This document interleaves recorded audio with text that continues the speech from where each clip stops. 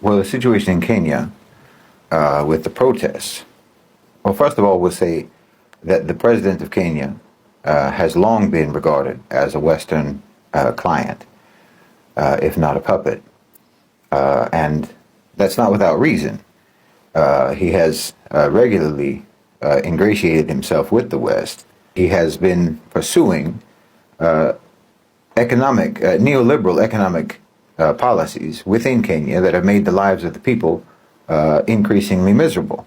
And so this has resulted, predictably, in protests that began peacefully and turned violent because of the police. The police shot at peaceful protesters.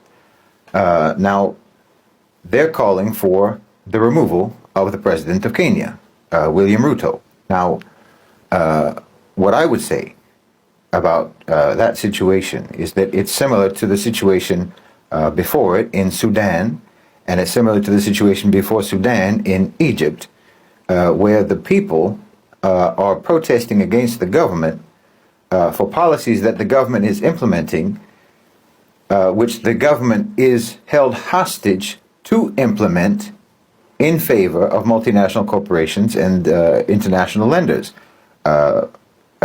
Chief among them, the International Monetary Fund. In fact, the bill that stirred the protests in Kenya initially is basically an IMF bill, a structural adjustment reform, an austerity measure that is being demanded by the IMF of the Ruto government.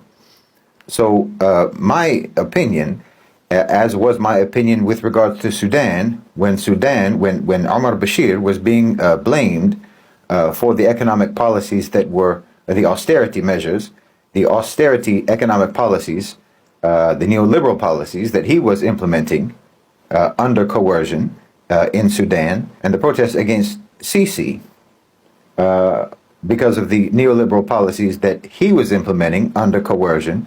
My position has always been that these leaders, these politicians, exist to take the blame for the policies that they're implementing on behalf of private sector power.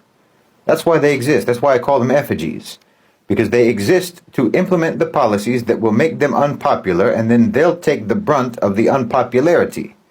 They'll take the brunt of public anger, and then they'll be removed, but the policies will remain, because the source of the policies is the private sector, is the international private sector. It's the OCGFC. It's the Western multinational corporations and lenders, financial institutions, and so forth. Again, specifically, the International Monetary Fund. This is your problem. And now, who is the International Monetary Fund doing what it's doing? Who is it doing it for? It's not doing it for Kenya. We all know that. And it wasn't doing it for Sudan, and it's not doing it for Egypt. So who are they doing it for?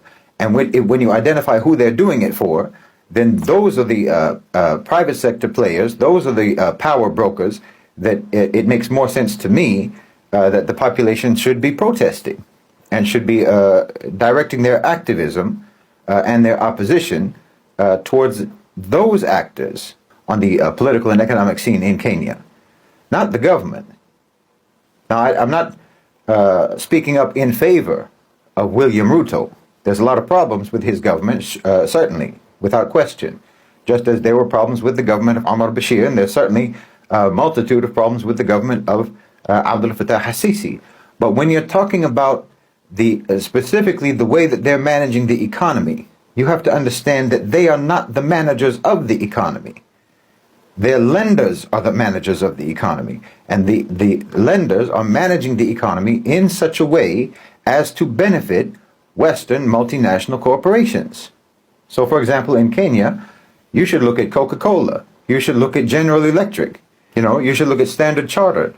You should look at Barclays Bank. Look at Safaricom, Nestle, IBM, and look at Toyota. These are the beneficiaries of the economic policies. These are the beneficiaries of neoliberalism. They're the ones who are holding the government hostage.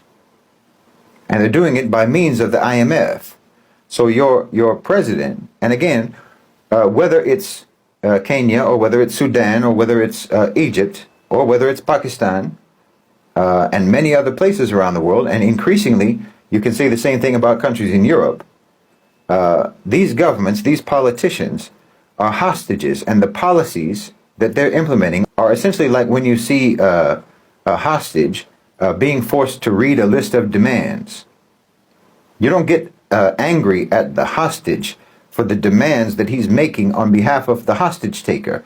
And that's what the government does. That's what your president does. That's what your prime minister is doing.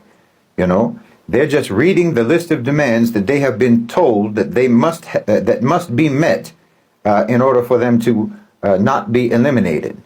And the one that's going to be eliminated here isn't the president, it's your whole economy.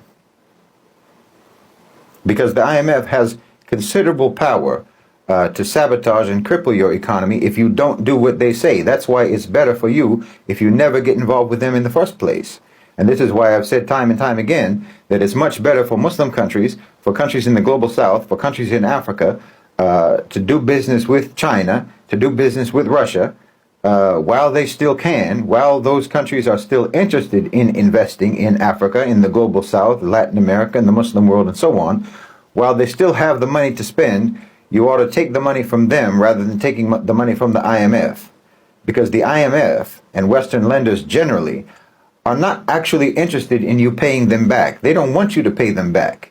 Because when they loan you money, they're calling it a loan, and you think it's a loan. But what they're actually doing is buying you. So they don't want the money back. They want what they bought, which is your whole country.